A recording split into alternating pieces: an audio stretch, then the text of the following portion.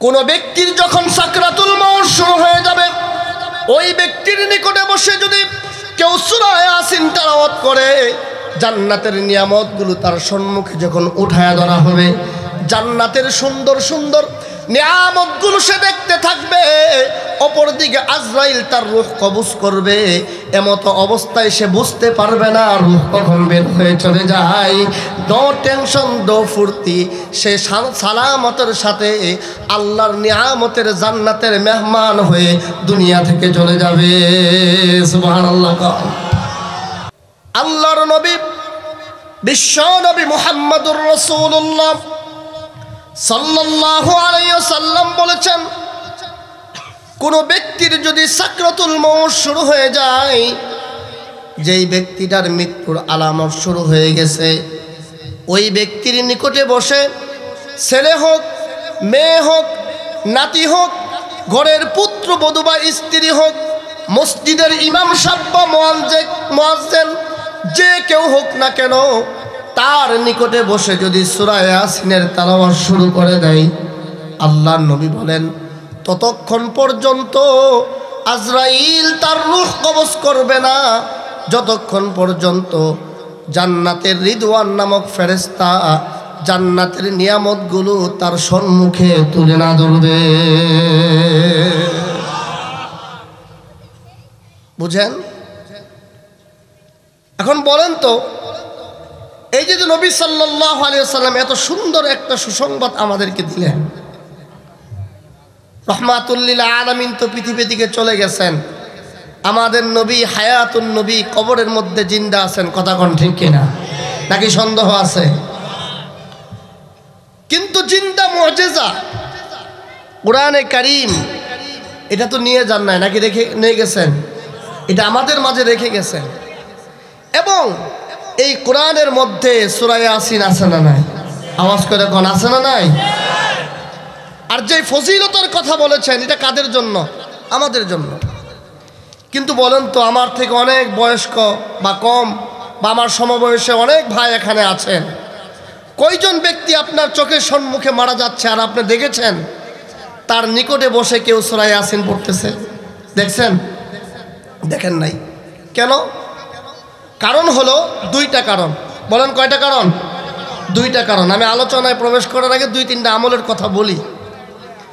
দুইটা কারণ। এক নম্বর কারণ হলো, আমি নিজে, আমার সন্তান, আমার নাতিপুতি, আমার স্ত্রী, আমার ঘরের পুত্রবধূ, আমার ভাই, আমার ভাতিজা, আত্মীয় স্বজন, স্বাভাবিকভাবে আমি মৃত্যুবরণ করলে যারা আমার কাছে থাকার কথা, তারা কেউ শুদ্ধভাবে কোরআন কারীম পড়তেই জানে না, কথা কোন ঠিক কিনা? তো যেহেতু পড়তেই জানে না, সূরা ইয়াসিন কোত্থেকে পড়বে? তো পড়তেই পারে না। দুই নম্বর কারণ হলো, কোনো বান্দা কোরআনে কারীম কিছু সামান্য বা ঠেকে ঠেকে পড়তে পারলেও সূরা ইয়াসিনের যে এত গুরুত্বপূর্ণ একটা ফজিলত আছে, এটাই সে জানে না, কথা কোন ঠিক কিনা? হয়তো পড়তেই জানে না, অথবা কোনোভাবে পড়তে পারলেও সে ফজিলত জানে না, তাহলে সে পড়বে কেমনে? এজন্য রসুল আমাদের জন্য সুসংবাদ দিয়েছেন। ঠিক আছে, রসুল চলে গেছেন, কোরআন আছে, সূরা ইয়াসিন আছে, আমরা একের পর এক দুনিয়া থেকে বিদায় নিচ্ছি, কেউ আমাদের কাছে বসে সূরা ইয়াসিন পড়তেছে না, কথা কোন ঠিক কিনা? লক্ষ্য করেন, এই মাহফিল থেকে আলোচনায় প্রবেশ করার আগে আপনাদের কাছ থেকে একটা অঙ্গীকার নিতে চাই। সে অঙ্গীকারটা হচ্ছে, এখান থেকে নিয়ত করব, আমার সন্তানকে আমি যদি ডাক্তার বানাই, ইঞ্জিনিয়ার বানাই, জেনারেল শিক্ষায় উচ্চ শিক্ষিত বানাই, ইসলাম নিষেধ করে নাই, আমার মতো মৌলবি নিষেধ করার কোনো সুযোগও নাই, কথা কোন ঠিক কিনা? আপনি বানান, কিন্তু এখান থেকে আপনার একটা নিয়ত করতে হবে, আমার পরবর্তী প্রজন্মদেরকে অবশ্যই আমি কোরআন শিক্ষা দিব, অবশ্যই ইসলামের প্রাথমিক জ্ঞান শিক্ষা দিব, এরপর জেনারেল শিক্ষায় উচ্চ শিক্ষায় শিক্ষিত করব, কথা কোন ঠিক কিনা? এখানে আরেকটা কথা বলি, আমি যদি আমার সন্তানকে আগে কোরআন শিখায়া, সুন্নাহ শিখায়া, হালাল হারাম জানে বুঝায়া শিখায়া, আলেম ওলামাদের সাথে তাআল্লুক করে যদি তাকে আমি জেনারেল শিক্ষায় শিক্ষিত করি, সে যদি ডাক্তার হয়, কসাই হবে না, কথা বলতে হবে, কথা কোন ঠিক না বে ঠিক?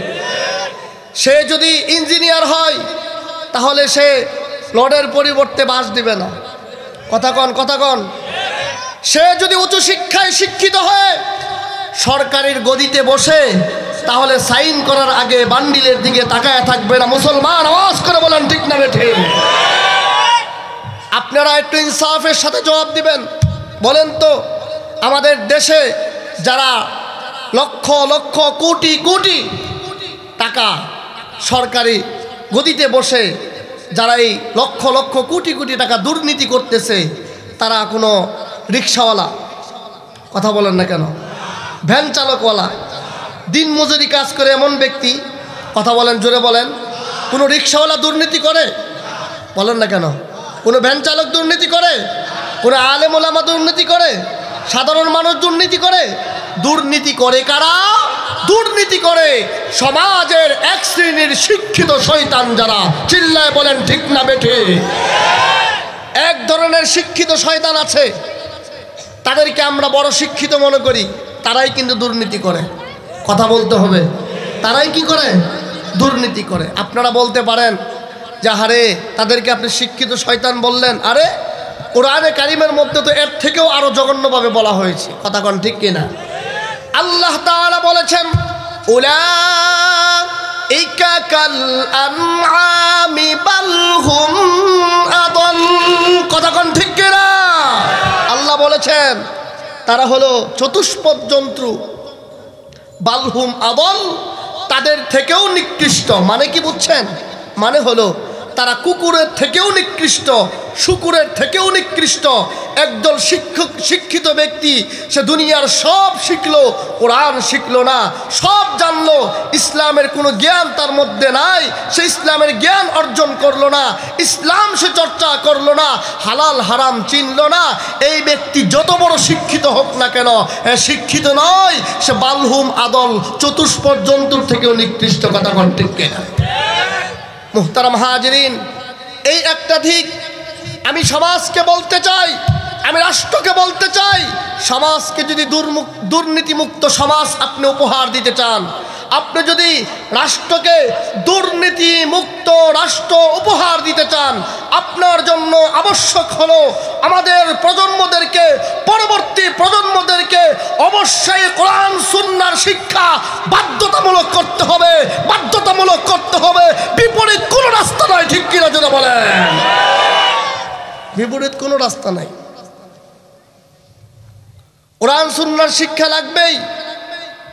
এজন্য মুহতারাম হাজরিন, আপনাদের কাছে অনুরোধ, শুরুতেই আমার সন্তানকে আমি ডাক্তার ইঞ্জিনিয়ার যদি বানাইতে হয়, আলেম নাও বানাই, কোরআন তার ভিতরে আগে ঢুকাবো। বলেন ইনশাআল্লাহ। এই হলো একটা ফায়দা। আরেকটা ফায়দা তো স্পষ্টভাবে আপনাদের খেদমতে বয়ান করেছি। আপনি যখন মৃত্যুবরণ করবেন, মৃত্যুর আলামত শুরু হয়ে যাবে। আপনি যদি হাসপাতালের মধ্যে থাকেন, ঘরের মধ্যে থাকেন, স্বাভাবিকভাবেই আপনার পাশে আপনার স্ত্রী থাকবে, সন্তান থাকবে, নাতিনত্র থাকবে, ভাই ভাতিজা থাকবে। যদি এমন হয় নিজের ভাই সূরা ইয়াসিন পড়তে জানে, ফজিলত জানে, যদি এমন হয় নিজের স্ত্রী সূরা ইয়াসিন জানে, ফজিলত জানে, যদি বিষয়টা এমন হয় নিজের সন্তান সূরা ইয়াসিন জানে, সূরা ইয়াসিনের ফজিলত জানে, বিষয়টা যদি এমন হয় নাতি নত্রগুলো সূরা ইয়াসিন জানে, সূরা ইয়াসিনের ফজিলত জানে, আল্লাহর কসম করে বলি, যখন দেখবে সন্তান দেখবে বাবার মৃত্যুর আলামত শুরু হয়ে গেছে, যখন নাতি দেখবে দাদার নানার মৃত্যুর আলামত শুরু হয়ে গেছে, যখন ভাতিজা দেখবে চাচার মৃত্যুর আলামত শুরু হয়ে গেছে, রব্বে কাবার কসম করে বলতেছি না মুসলমান, দেরি করবে না, কোরআনে কারীম থেকে সূরা ইয়াসিনের তেলাওয়াত শুরু করবে। আল্লাহর নবী বলেন, যদি হালতটা এমন হয় জেনে রাখো, ততক্ষণ পর্যন্ত তোমার রূহ কবজ করা হবে না, যতক্ষণ পর্যন্ত জান্নাতের রিদওয়ান নামক ফেরেশতা জান্নাতের নিয়ামতগুলো তোমার সম্মুখে তুলে না ধরবে। এখন এই বিষয়টা যদি ব্যাখ্যা করতে চাই, তাহলে আমি উদাহরণ দিয়ে বুঝাবো। আমাদের মা বোনেরা সন্তানদেরকে দুপুরবেলা ঘুম পাড়ায়, কথা কন ঠিক কিনা? গোসল করে তেল পানি দিয়া এখন ঘুম পাড়াচ্ছে। ঘুম পাড়ানোর সময় কি করে? স্তনের বুটাটা মুখে দিচ্ছে, বাচ্চা দুধ খায় আর ঘুমের ঘরে চলে যায়। কথা কন ঠিক কিনা? মা অপেক্ষায় থাকে কখন আমার বাবাটা ঘুমাবে, আমি বাড়ির অন্য অন্য কাজ বাজগুলো সামাল দিব। কথা বলেন। মা যখন বুঝতে পারলো এখন আমার সন্তান ঘুমিয়ে গেছে, আস্তে করে মুখ থেকে স্তনের বুটাটা সরায় নেয়। বলেন তো ঘুমন্ত শিশু বুঝতে পারে? কথা বলেন না কেন? বুঝতে পারে? পারে না। এই হাদিসের অর্থ হলো কোন ব্যক্তির যখন সাকরাতুল মউত শুরু হয়ে যাবে, ওই ব্যক্তির নিকটে বসে যদি কেউ সূরা ইয়াসিন তেলাওয়াত করে, জান্নাতের নিয়ামতগুলো তার সম্মুখে যখন উঠায়া ধরা হবে, জান্নাতের সুন্দর সুন্দর নিয়ামতগুলো সে দেখতে থাকবে। অপরদিকে আজরাইল তার রূহ কবজ করবে। এমতো অবস্থায় সে বুঝতে পারবে না রূহ কখন বের হয়ে চলে যায়। নো টেনশন, নো ফুর্তি, সে সালামতের সাথে আল্লাহর নিয়ামতের জান্নাতের মেহমান হয়ে দুনিয়া থেকে চলে যাবে। সুবহানাল্লাহ। এজন্য সন্তানদেরকে কোরআন শিক্ষা দিব তো ইনশাআল্লাহ। হাত তুলেন, হাত তুলেন, বলেন ইনশাআল্লাহ। আল্লাহ তাআলা সবাইকে তৌফিক দান করুক, আল্লাহুম্মা আমিন। কোরআনে কারীমের অনেক সূরা 1 অক্ষর, 2 অক্ষর, 3 অক্ষর, 4 অক্ষর, 5 অক্ষরে শুরু করেছেন, বিক্ষিপ্ত কিছু হরফ দিয়ে, বিক্ষিপ্ত কিছু অক্ষর দিয়ে। এগুলোকে বলা হয় হুরুফুল মুকাত্তিআত। বলেন তো এগুলোকে কি বলা হয়? হুরুফুল মুকাত্তিআত বলা হয়। আপনাদের একটা প্রশ্নের উত্তর না দিলে সামনে আলোচনা বুঝবেন, কিন্তু মনের মধ্যে আপনাদের একটা প্রশ্ন রয়েই যাবে। প্রশ্নটা আমিই করছি, আবার উত্তর দিচ্ছি। দেখেন, হুরুফুল মুকাত্তিআত এই আয়াতগুলোর অর্থ প্রকৃতপক্ষে আল্লাহ তাআলাই ভালো জানেন। সুবহানাল্লাহ। এখন আপনারা বলবেন আল্লাহ তাআলাই ভালো জানেন, আমরা জানি না, তাহলে এমন আয়াত দিলেন কেন? কথা কন ঠিক কিনা? এটা সংক্ষিপ্ত উত্তর হচ্ছে, আপনারা জানেন এই কোরআন যখন মুহাম্মাদুর রাসূলুল্লাহ সাল্লাল্লাহু আলাইহি সাল্লামের উপর অবতীর্ণ হচ্ছিল, আর এই কোরআন যখন তিনি বলতেছিলেন, কাফের মুশরিকরা বলতেছিল মুহাম্মদ নিজে থেকে বানায়া বানায়া বলে, মুহাম্মদ একজন কবি, বলেন নাউযুবিল্লাহ। আপনারা বলেন তো মুহাম্মদ সাল্লাল্লাহু আলাইহি সাল্লাম একটা কথা নিজে থেকে বলেছে?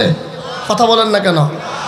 আল্লাহ রাব্বুল আলামিন কোরআনে কারীমের মধ্যে স্পষ্টভাবে জানিয়ে দিয়েছেন, ওয়ামা ইয়ানতিকু আনিল হাওয়া ইন হুয়া ইল্লা ওয়াহয়ুন ইউহা। আল্লাহু আকবার। আল্লাহ বলেছেন, না না, আমার বন্ধু নিজে থেকে একটা শব্দ বলেন না, যা বলেন সব রবের পক্ষ থেকে ওহী। বলেন না সুবহানাল্লাহ। কিন্তু তারা কি বলে? নিজে থেকে বানায়া বানায়া বলে। এজন্য আল্লাহ সুবহানাহু ওয়া তাআলা অনেকগুলো সূরার শুরুতে এমন কিছু বিক্ষিপ্ত হরফ দিয়ে আয়াত বানায়া নাজিল করলেন, চ্যালেঞ্জ করলেন, হে মক্কার কাফেররা, হে মক্কার পণ্ডিতরা, হে মক্কার কবিরা, মুহাম্মদ যদি নিজে থেকে বানায়া বানায় বলে, দুপায়া মানুষ কোনো কিছু আবিষ্কার করলে, দুপায়া মানুষ কোনো কবিতা লিখলে, আরেক দুপায়া মানুষ এটার অর্থ খুঁজে বের করতে পারবে, কিন্তু মুহাম্মদ নিজে থেকে বলে না। মুহাম্মদ যা বলে সব আল্লাহর পক্ষ থেকে যা আসে ওহী হিসাবে তাই বলে। তার প্রমাণ হচ্ছে এই আয়াতগুলোর অর্থ তোমরা করে দেখাও। বলেন না আল্লাহু আকবার। পারবে না, কারণ হলো আল্লাহ সুবহানাহু ওয়া তাআলা যতটুকু অর্থ, যেই আয়াতের অর্থ বুঝার, উদ্ঘাটন করার তৌফিক দেন, ততটুকু অর্থ উদ্ঘাটন করা যায়।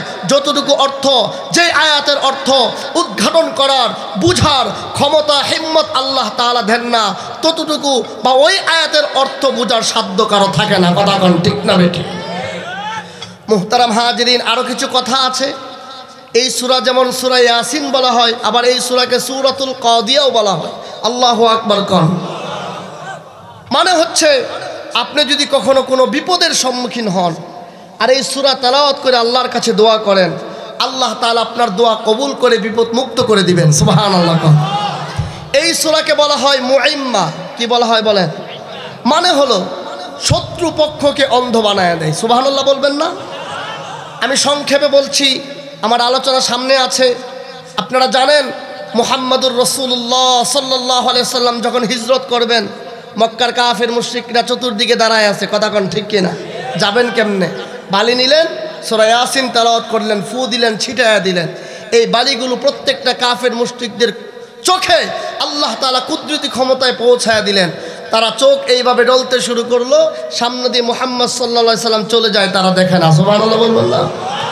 আরো চমৎকার কথা হলো, ইমাম কুরতুবী রাহমাতুল্লাহি আলাইহি তাফসীর কুরতুবীর মধ্যে লিখেছেন, একবার তাকে পুলিশ বাহিনী ধাওয়া করছে।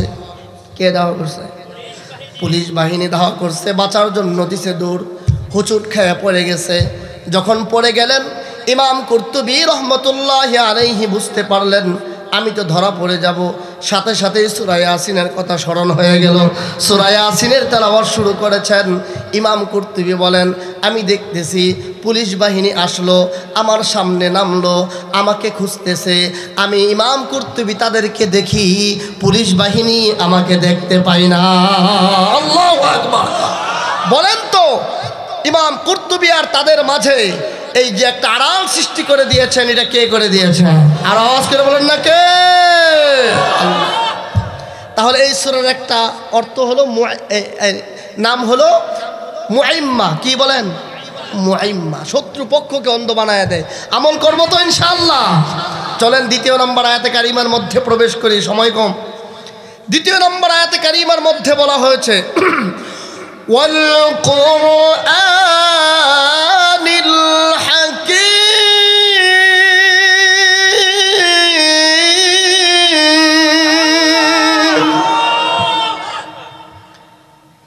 এর অর্থ হচ্ছে বিজ্ঞানে পরিপূর্ণ, জ্ঞানে পরিপূর্ণ এই কোরআনে কারীমের শপথ। সুবহানাল্লাহ বলবেন না? মানে হচ্ছে আল্লাহ তাআলা নিজেই বলছেন এই কোরআনটা জ্ঞানে পরিপূর্ণ, বিজ্ঞানে পরিপূর্ণ। সুবহানাল্লাহ জোরে কোন। আপনারা জানেন এই সমাজে কিছু লোক আছে যারা উলামায়ে কেরামদেরকে জ্ঞানী মানতে চায় না। কথা বলেন না কেন?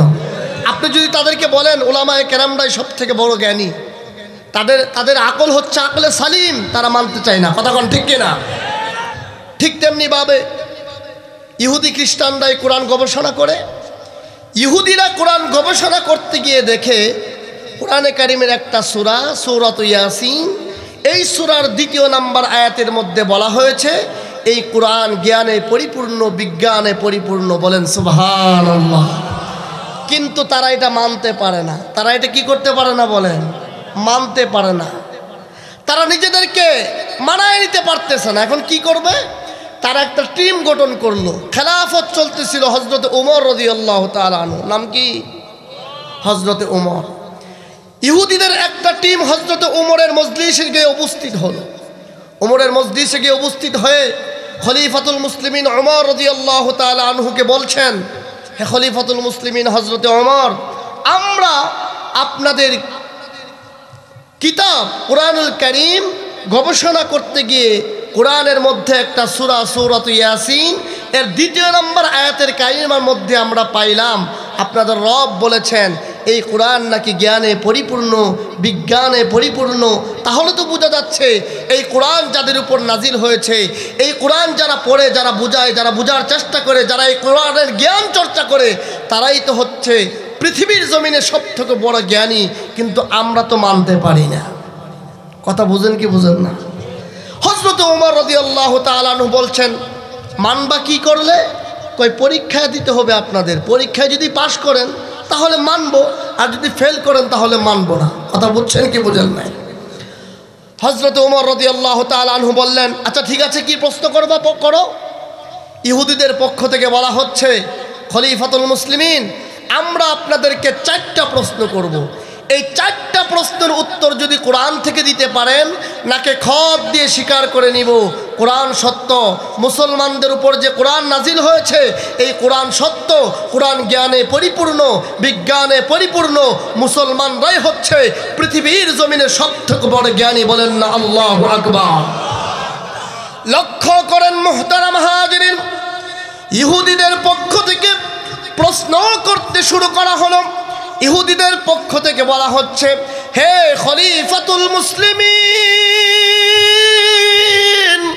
আমাদের পক্ষ থেকে প্রথম নাম্বার প্রশ্ন হচ্ছে, বলেন দেখি পৃথিবীর জমিনের মধ্যে এমন কোন দুই ভাই একসাথে জন্মগ্রহণ করেছিল, একসাথে মৃত্যুবরণ করেছিল, একই সাথে জন্ম একই সাথে মৃত্যু, এত সত্ত্বেও দুই ভাইয়ের মধ্যে বয়সের ব্যবধান হলো 100 বছর।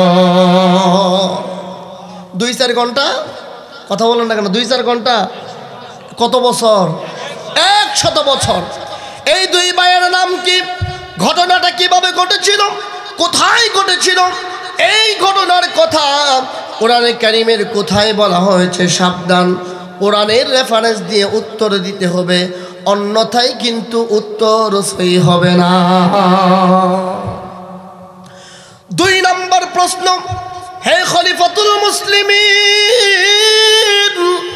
আমাদের পক্ষ থেকে 2 নম্বর প্রশ্ন হলো, বলেন দেখি পৃথিবীর জমিনের মধ্যে এমন একটা জায়গা আছে যেই জায়গায় সূর্যের আলো একবার পড়েছিল, দ্বিতীয়বার পড়ে নাই, কিয়ামত পর্যন্ত পড়ার সম্ভাবনাও নাই। ওই জায়গাটা কোন জায়গা? কখন সূর্যের আলো পড়েছিল? কিভাবে ঘটনাটা ঘটেছিল? এই ঘটনার কথা কোরআনের কোথায় বলা হয়েছে? সাবধান, কোরআন থেকে উত্তর দিতে হবে, অন্যথায় কিন্তু উত্তর সহি হবে না। 3 নম্বর প্রশ্ন, হে খলিফাতুল মুসলিমিন, 3 নম্বর প্রশ্ন হচ্ছে, বলেন দেখি পৃথিবীর জমিনের মধ্যে এমন একটা কবর ছিল, যেই কবরটা জীবিত ছিল, কবরের মধ্যে এমন একটা লাশ ছিল যেই লাশটাও জীবিত ছিল, আবার ওই কবর থেকে লাশটা বের হয়েছে, স্বাভাবিকভাবে জীবনযাপন করেছে, আবার মৃত্যুবরণ করেছে। কবরটার নাম কি? লাশটার নাম কি? ঘটনাটা কখন ঘটেছিল? কিভাবে ঘটেছিল? এই ঘটনার কথা কোরআনের কোথায় বলা হয়েছে? সাবধান, দিয়ে উত্তর দিতে হবে, অন্যথায় কিন্তু উত্তর সহি হবে না। 4 নম্বর প্রশ্ন আমাদের পক্ষ থেকে, হে খলিফাতুল মুসলিমিন, 4 নম্বর প্রশ্ন হলো, বলেন দেখি পৃথিবীর জমিনের মধ্যে এমন একটা জেলখানা আছে, যেই জেলখানার মধ্যে দুনিয়ার কোনো আলো বাতাস প্রবেশ করে না, এত সত্ত্বেও ওই জেলখানার মধ্যে এমন একটা আসামি দিনের পর দিন, সপ্তাহের পর সপ্তাহ, মাসের পর মাস থাকে, দুনিয়ার আলো বাতাসের প্রয়োজন পড়ে না। বলেন দেখি জেলখানাটার নাম কি? আসামিটার নাম কি? উত্তর দিতে হবে কোরআন থেকে, অন্যথায় কিন্তু উত্তর সহি হবে না। মুহতারাম হাজিরিন, এই 4টা প্রশ্ন খলিফাতুল মুসলিমিন হযরত ওমর রাদিয়াল্লাহু তাআলা আনহুর দরবারে এসে ইহুদিদের পক্ষ থেকে করা হয়েছে। কেন? কোরআন যে জ্ঞানে পরিপূর্ণ, বিজ্ঞানে পরিপূর্ণ, এটা তারা মানতে পারতেছে না। আব্দুল্লাহ ইবনে আব্বাস রাদিয়াল্লাহু তাআলা আনহু এবার কোরআনে কারীম থেকে উত্তর দিচ্ছেন। সূরাতুল বাকারা, সূরার নাম কি? সূরাতুল বাকারা 259 নম্বর আয়াতে কারিমা, হাফেজে কোরআন শরীফ 3 নম্বর পারার 2 নম্বর পৃষ্ঠা থেকে আব্দুল্লাহ ইবনে আব্বাস রাদিয়াল্লাহু তাআলা আনহু তেলাওয়াত শুরু করলেন। খুব ডিস্টার্ব দিতেছে।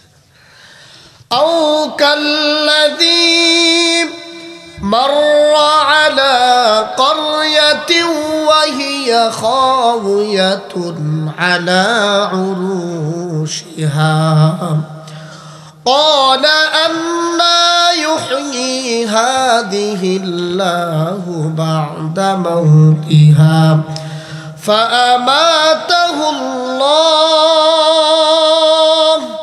100 عام ثم بعثه قال كم لبثت قال لبثت يوما أو بعض يوم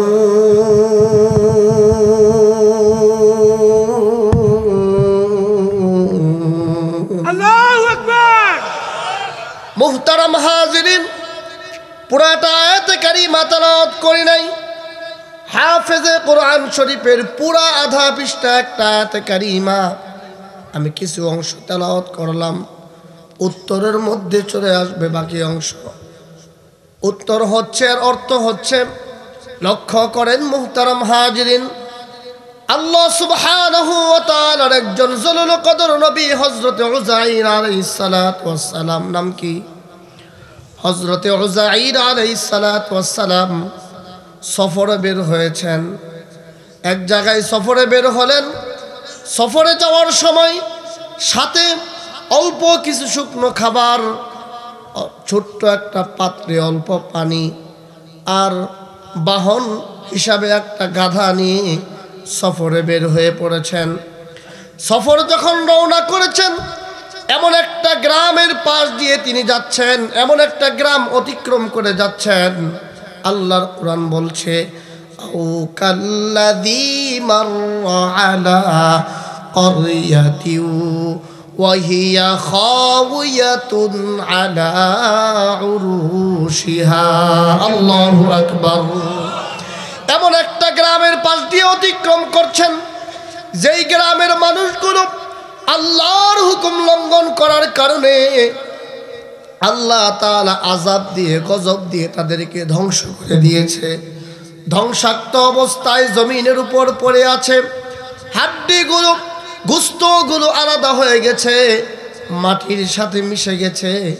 আল্লাহর নবী হযরত উযাইর আলাইহিস সালাতু ওয়াস সালাম এই এলাকার দিকে তাকাইয়া ওনার মনের মধ্যে একটা প্রশ্ন কি দিয়েছে, হাইরে মানুষগুলো আল্লাহর গজবে মরে ধ্বংস হয়ে গেছে, গোশতগুলো মাটির কণায় কণায় মিশে গেছে। আল্লাহ সুবহানাহু ওয়া তাআলা কিয়ামতের ময়দানে কিভাবে এদেরকে আবার পুনরুজ্জীবিত করবে?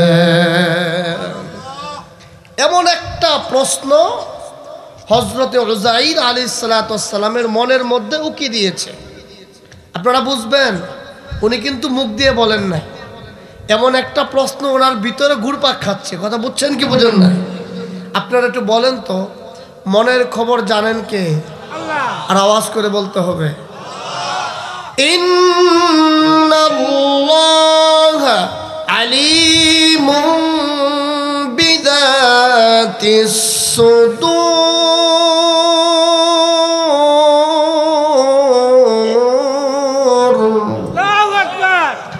এখানে বলা হয়েছে নিশ্চয়ই আল্লাহ তাআলা অন্তর্যামী। সুবহানাল্লাহ কইবেন না? অন্তরের মধ্যে যা কিছু ঘুরপাক খায় সব কিছু কেউ জানে না, নিজের বিবি সহ জানে না। কথা কোন ঠিক কিনা? কিন্তু যিনি জানেন তিনি কে? শাহাদাত আঙ্গুল আসমানের দিকে উঠায় বলেন, তিনি কে? আল্লাহু আকবার। মুহতারাম হাজিরিন, তো তিনি তো জানেন, আমরা তো জানি না, এজন্য কিন্তু আমরা ধোঁকা খাই। কথা কয় না কেন? আপনাদের গফরগাঁও আপনার থানার এমপি হবে, কারণ এমপি সাহেবের মনের মধ্যে একটা চিন্তা, মাথার মধ্যে একটা বুদ্ধি গিজ গিজ করে, সেটা হইল এমপি হতে পারলে গাড়ি করব, বাড়ি করব, সন্তানদেরকে বিদেশ বানাবো, বিদেশে বাড়ি করব। কথা কয় না কেন? এমন চিন্তা মনে হয় করে না? সব আল্লাহর ওলি, হাফিজ হুজুরের মতো নাকি? বুঝেন না কথা? এমন কিছু চিন্তা তাদের মাথার মধ্যে গিজ গিজ করতে থাকে, এমন কিছু চিন্তা তাদের মাথার মধ্যে থাকে, তাদের মনের মধ্যে ঘুরপাক খাইতে থাকে। আর আমাদের সম্মুখে এসে সুন্দর সুন্দর ভাষণ দেয়, আমাকে যদি ভোট দেন এই করব সেই করব। কই, আপনাদের রাস্তাঘাট আগের মতোই আছে। কথা কন ঠিক কিনা? আপনারা তার ভিতরের খবর জানেন না, তার অন্তরের খবর জানেন না। একটা কুবুদ্ধি, কুচিন্তা তার মাথার মধ্যে গিজ গিজ করতেছে, এটা আপনাদের জানা নাই। এই জন্য আপনারা তাকে আশা, তার কথায়, জবানের কথায় অনেক বড় আশা নিয়ে ভোট দেন। চান্দু আর খুঁজে পাওয়া যায় না চান্দুরে, শুধু দেখা যায় আমরা আগের অবস্থায় আছি, কিন্তু চান্দু আঙ্গুল ফুলা গলা গাছ হইতেছে। কথা কোন ঠিক না বেঠিক? মুহতারাম হাজিরিন, ইন্নাল্লাহা আলিমুম বিযাতিস সুদূর। এজন্য আল্লাহর নবী হযরত উযাইর আলাইহিস সালাতু ওয়াস সালামের মনের মধ্যে যখন এমন একটা প্রশ্ন ঘুরপাক খাচ্ছে, আল্লাহ তাআলা যেহেতু অন্তর্যামী, সাথে সাথেই আল্লাহ তাআলা আজরাইলকে পাঠায়া দিলেন। আজরাইল উযাইরের রূহ কবজ কইরা নিয়ে যায়। উযাইর ওই জায়গায় মৃত্যুবরণ করে। আল্লাহর কোরআন এই কথাটা বলেছেন, ফাআমাতাহুল্লাহু মিআতা আমিন সুম্মা বাআসা। আল্লাহ তাআলা ওই জায়গায় তাকে মৃত্যু দিলেন, এরপর আবার পুনরুজ্জীবিত করলেন। পুনরুজ্জীবিত করার পর আল্লাহ রাব্বুল আলামিন হযরত উযাইরকে জিজ্ঞাসা করলেন, ক্বালা কাম লাবিস্ত, হে উযাইর, মৃত অবস্থায় এই জমিনের উপর তুমি কতদিন ছিলে? আল্লাহর নবী হযরতে উযাইর আলাইহিস সালাতু ওয়াস সালাম বললেন, ক্বালা লাবিস্তু ইয়াওমান আও বা'দা ইয়াওম।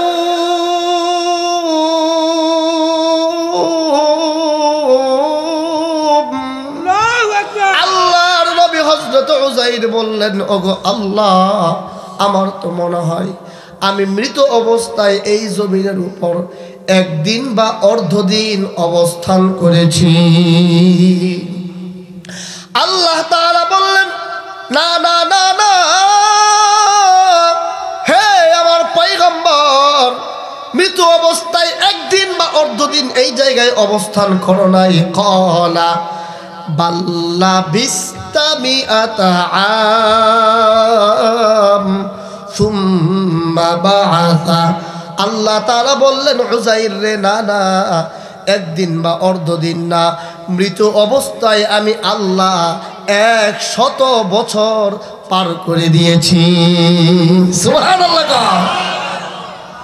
মুহতারাম হাজিরিন, এবার যখন আল্লাহ তাআলা এই কথা বললেন, সাথে সাথে আল্লাহ বলছেন, হে উযাইর, 100 বছর পার করে দিয়েছি, বিশ্বাস হয় না? ফানজুর ইলা তাআমিকা ওয়া শারাবিকা লাম ইয়াতাসান্না। ওই যে সফরে বের হয়েছিলেন, অল্প পানি, শুকনো কিছু খাবার নিয়ে, তাকাও তোমার পানির দিকে, তাকাও তোমার ওই খাবারের দিকে। লাম ইয়াতাসান্না, আমি আল্লাহ আমার কুদরতি ক্ষমতা জাহির করেছি। আমি আল্লাহ তোমার পানি আর খাবার নষ্ট করি নাই, আমি আল্লাহ ক্ষমতা প্রকাশ করেছি। আমি আল্লাহ চাইলে 100 বছর পার করি, কিন্তু পানি এবং খাদ্যকে আপন অবস্থায় বহাল রাখতে পারি। সুবহানাল্লাহ, জোরে কান সুবহানাল্লাহ। আল্লাহ পারেন কি পারেন না? আর আওয়াজ করে কন না কেন, আল্লাহ পারেন কি পারেন না? 100 বছর পার হয়ে যাবে, পানি কেউ আল্লাহ যদি বলে আপন অবস্থায় থাক, এমনি থাক, কথা কন ঠিক কি? তা আল্লাহ তাআলা বললেন, উযাইর ফানজুর ইলা তুআমিক ওয়া শারাবিক লাম ইয়াতাসান্না। এই কথা যখন বললেন, আপনারা বলবেন, হুজুর, একদিন বা অর্ধদিন হলে খাবার আর পানি নষ্ট না হওয়ারই কথা, কথা কন ঠিক কিনা? আল্লাহ রাব্বুল আলামিন বলছেন, ফানজুর ইলা হিমারিকা ওয়ালিনাজআলাকা আয়াতাল লিন্নাস। হে উযাইর, ওই যে বাহন হিসাবে যেই গাধা নিয়ে সফরে বের হয়েছিলেন, ওই গাধার দিকে তাকায় দেখো, ওই গাধার অবস্থাটা তুমি দেখো।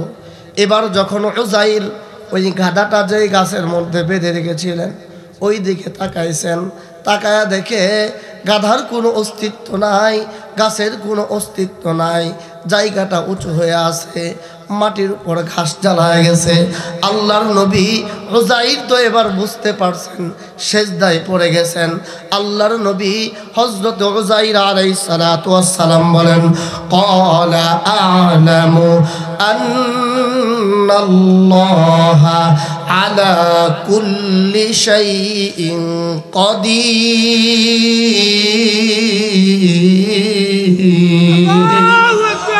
বলেন তো, আল্লাহ তাআলা সবকিছু পারেন কি পারেন না? আর আওয়াজ করে কন্যা কেন, পারেন কি পারেন না? এই কথা আপনাদের বিশ্বাস হবে। আরেকটা কথা বলি একেবারে সংক্ষেপে। সূরাতুল বাকারার পরবর্তী আয়াতে কারিমা, হাফেজে কোরআন শরীফের 3 নম্বর পারার 3 নম্বর পৃষ্ঠা। কয় নম্বর পৃষ্ঠা? আওয়াজ করে কন্যা কেন? 3 নম্বর পৃষ্ঠায় আল্লাহ সুবহানাহু ওয়া তাআলা চমৎকারভাবে আরেকটা কথা উঠে ধরেছেন, যেই কথাটা হচ্ছে, যেই ঘটনাটা হচ্ছে আমাদের জাতির পিতা হযরত ইব্রাহিম আলাইহিস সালাতু ওয়াস সালাম। জাতির পিতাকে আওয়াজ করে দেখুন না কে, নাকি জাতির পিতারে ভুলে গেছে? হ্যাঁ, জুতার পিতারে জাতির পিতা বানাইছিলাম কথা কন না কে, কথা কন। স্বৈরাচারের আমলে আমি বলেছি আমার মসজিদের জুমায় যে জাতির পিতা হতে পারে না, জুতার পিতা। কথা কন না কে লেগে, আরো জোরে কন ঠিক কিনা? জাতির পিতা হযরত ইব্রাহিম আলাইহিস সালাতু ওয়াস সালাম যে পরীক্ষা দিয়ে দিয়ে জাতির পিতা হয়েছে। সুবহানাল্লাহ কন না কেন? লক্ষ্য করেন, জাতির পিতা হযরত ইব্রাহিম আলাইহিস সালাতু ওয়াস সালামের চমৎকার একটা ঘটনা সংক্ষেপে বলছি, আল্লাহ তাআলা তুলে ধরেছেন। ওয়া ইয ক্বালা ইব্রাহিম রাব্বি আরিনি কাইফা তুহিল মাউতা ক্বালা আওয়ালাম তুমিন ক্বালা বালা ওয়ালাকিন লিয়াতমাইন্না কলবি। আল্লাহু আকবার কন না কেন? ইব্রাহিম নবী বলেন, ওগো আল্লাহ ক্বালা ইব্রাহিম রাব্বি আরনি কাইফা তুহিল মাউতা। ওগো আমার রব, আপনি যদি আমাকে একটু দেখান কিভাবে আপনি মৃতকে জীবিত করবেন। আল্লাহ তাআলা বললেন, আওয়ালাম তুমিন, হে আমার খলিল ইব্রাহিম, আমি যে মৃতকে জীবিত করতে পারবো এই বিশ্বাস কি তোমার হয় না? আল্লাহর খলিল হযরত ইব্রাহিম বলেন, ক্বালা বালা ওয়ালাকিন লিয়াতমাইন্না কলবি। ওগো আমার রব, ওগো আমার আল্লাহ, অবশ্যই বিশ্বাস হয়, কিন্তু আপনি যদি আপনার খলিলকে একটু দেখান তাহলে আমার অন্তরটা প্রশান্তি লাভ করবে। মুসলমান জবান খুলে বলেন আল্লাহু আকবার। তো খলিল এবার আল্লাহর কাছে আবদার করলো, আবেদন পেশ করলো, ওগো রব, আপনি যদি আমাকে একটু দেখান আমার মনটা প্রশান্তি লাভ করব, যে মৃতকে কিভাবে জীবিত করবেন। একেবারে সংক্ষেপে বলছি, আল্লাহ তাআলা বললেন, ক্বালা ফাখু আরবাআতাম মিনাত তায়রি ফাসুরহুন্না ইলাইকা সুম্মা জাআল আলা কুল্লি জাবালিন মিনহুন্না জুজআন সুম্মা দুউহুন্না ইয়াতিনাকা সাইয়া ওয়া'লাম আন্নাল্লাহা আজিজুন হাকীম।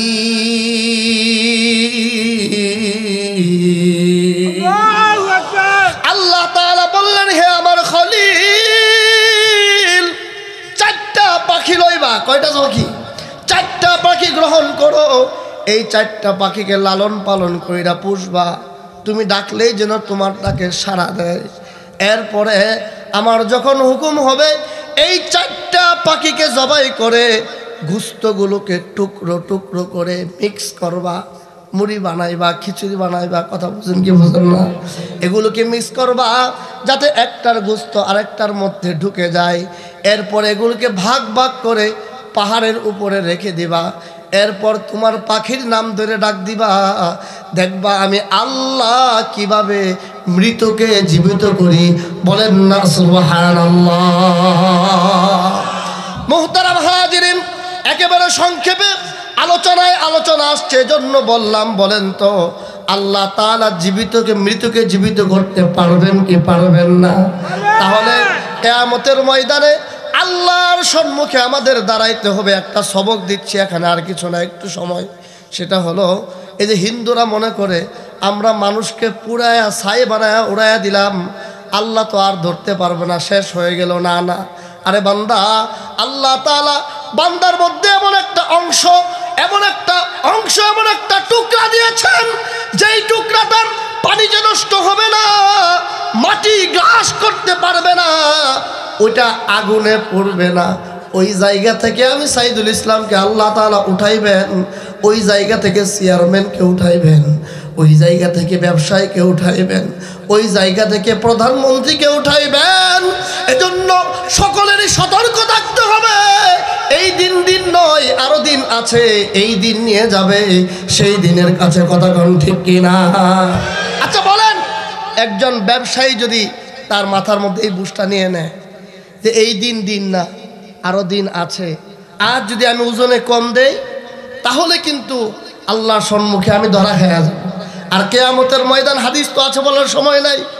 এই যে ঠকাইলেন, কিয়ামতের ময়দানে এমন হতে পারে আপনার আমল দিতে হবে না, শুধু তার গুনাহগুলো আপনার নিতে হবে। আপনি যাবেন জাহান্নামে, সে যাবে জান্নাতে। কথা বুঝছেন কি বুঝেন না? এই জন্য একটা সবক এখানে, এই বিষয়টা মাথায় রাখবেন। তাহলে যারা ব্যবসা করেন ওজনে কম দিতে পারবেন না, মানুষকে ঠকাইবেন না। এটার একটা মূলনীতি আপনাদেরকে বলে দিচ্ছি, সেটা হলো এই একটা মূলনীতি মাথায় রাখবেন। মূলনীতিটা হলো, দুনিয়াতে যে ঠকাইলো সে ঠকলো, যে ঠকলো সে জিতলো। আওয়াজ করে বলেন ঠিক না বেঠিক? দুনিয়াতে যে ঠকাইলো সে কি করলো? ঠকলো। যে ঠকলো সে জিতলো। কথা কোন ঠিক না বেঠিক? মানুষকে ঠকায়া বাড়িতে যায়া, ওরে বাবারে, সোফার মধ্যে বৈশা কয়, বেকুব বুঝে নাই, দিছি 1 লক্ষ টাকা মাইরা। কথা কোন ঠিক কিনা? আরে বাপরে বাপ, কত আনন্দ, কত খুশি, টের পাইবা মইরা লও। কথা কোন ঠিক না বেঠিক? আল্লাহ তাআলা বুঝার তৌফিক দান করুক। আব্দুল্লাহ ইবনে আব্বাস বলছেন, হে ইহুদির বাচ্চারা, তোমরা যে প্রশ্ন করেছো, 2 ভাই একসাথে জন্মগ্রহণ করেছে, একই সাথে মৃত্যুবরণ করেছে, এত সত্ত্বেও 2 ভাইয়ের মধ্যে বয়সের ব্যবধান ছিল 100 বছর। একজনের নাম হলো হযরত উযাইর আলাইহিস সালাতু ওয়াস সালাম, তার যমজ ভাই, তার নাম হলো আব্দুল আজিজ। 2 ভাই একসাথে জন্মগ্রহণ করেছে, যমজ ভাই। আল্লাহর কি ঘটনা, একই সাথে মৃত্যুবরণ করেছে, কিন্তু এই মাঝখানে ওই জনপদের পাশ দিয়ে যাওয়ার সময় এই ঘটনা যখন ঘটলো, 1 বছর মৃত অবস্থায় থাকলো। এজন্য হযরতে উযাইর আব্দুল আজিজের থেকে 100 বছরের ছোট, আর আব্দুল আজিজ হযরতে উযাইরের থেকে 100 বছরের বড়। হে ইহুদির বাচ্চারা, বলো দেখি প্রশ্নের উত্তর সহি হয়েছে কিনা? ইহুদিরা বলে, যেমন উত্তর চেয়েছিলাম এর থেকে অত উত্তমভাবে তোমাদের কোরআন থেকে তোমরা উত্তর দিয়েছো। বলেন না আল্লাহু আকবার।